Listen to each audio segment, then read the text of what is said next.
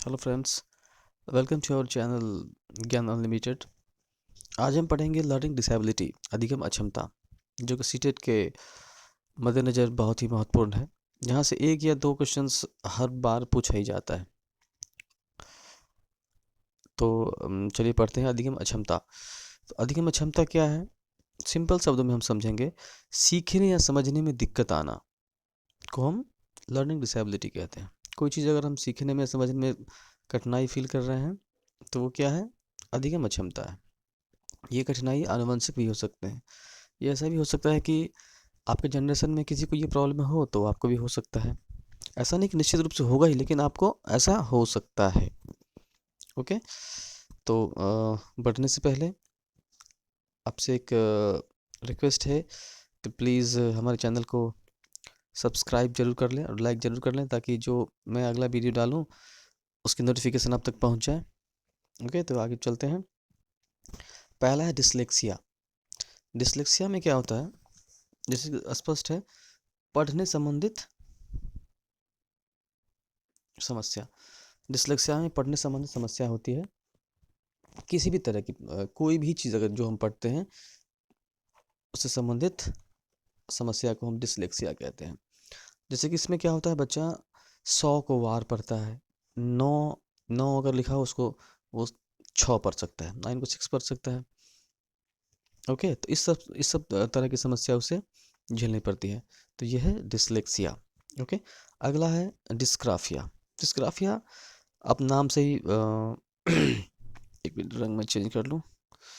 Okay, नाम से ही स्पष्ट है, ग्राफ ग्राफ लगा हुआ है तो ग्राफ का मतलब होता है लिखना। तो लिखने संबंधी समस्या को कहते हैं डिस्ग्राफिया। ओके, इसमें क्या होता है कि बच्चा ठीक से कलम नहीं पकड़ पाता है। अक्षर का आकार जो लिखता है वो उसका रेगुलर नहीं होता है, कोई छोटा कोई बड़ा या कुछ कुछ भी लिख दे। तो ये विकार है, डिस्ग्राफिया से संबंधित है। ओके, अगला है डिसकैलकुलिया। डिसकैलकुलिया आप एक मिनट, डिसकैलकुलिया ये नाम से ही स्पष्ट है। ये भी कैलकुलिया यानी कि कैलकुलेशन। जैसे ही कैलकुलेशन हमारे दिमाग में आएगा कैलकुलिया, तो समझ जाएंगे कि गणित, गणना संबंधी समस्या। कोई भी गणना संबंधी समस्या इस विकार में होता है। जैसे कि बच्चे को जोड़ या घटाव, कोई भी कैलकुलेशन करने में बहुत समय लगे, छोटा बड़ा क्या है वो समझने में इसको दिक्कत हो, यह है डिसकैलकुलिया। ओके, अगला है डिस्थीमिया। डिस्थीमिया, डिस्थीमिया में क्या होता है? एक मिनट,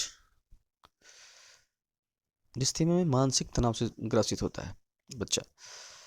इसमें बच्चा क्या होता है कि निगेटिव ज़्यादा सोचता है। बच्चा बच्चा हमेशा निगेटिव ही सोचता है, खुद को एकदम हारा हुआ फील करता है, लेस कॉन्फिडेंस होता है इसमें, डिस्थीमिया में। ओके, तो आई होप कि आप समझ गए होंगे।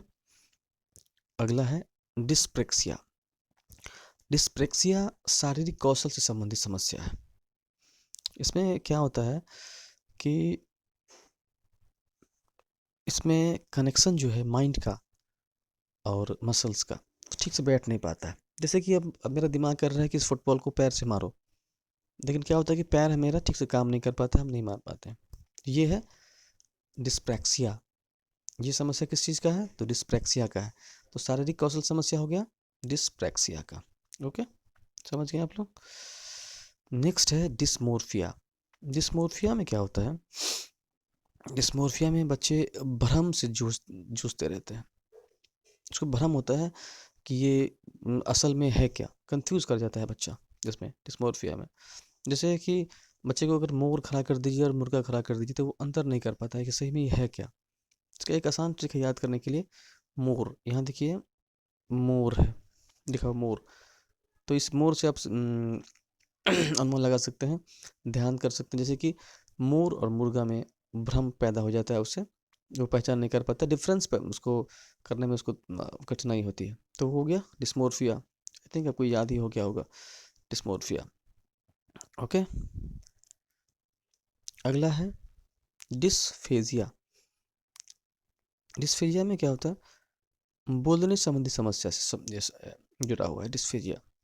जहाँ भी आप डिस्फेजिया देखें, समझिए कि बच्चे को बोलने में समस्या हो रही है, किसी भी तरह से अपनी बात को रखने में उसे परेशानी हो रही है। ये है डिस्फेजिया। ओके, अगला है अफेजिया। अफेजिया में क्या होता है?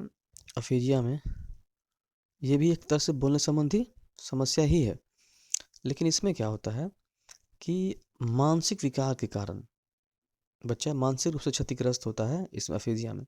देखिए, अब दोनों में अंतर क्या है? दोनों तो सेम ही है। एक चीज़ और ध्यान रखिए, जिस चीज़ में जिस भी विकार में डिस लगा हो और जिसमें ए लगा हो, दोनों में अंतर है तो दोनों विकार ही, लेकिन दोनों में अंतर है।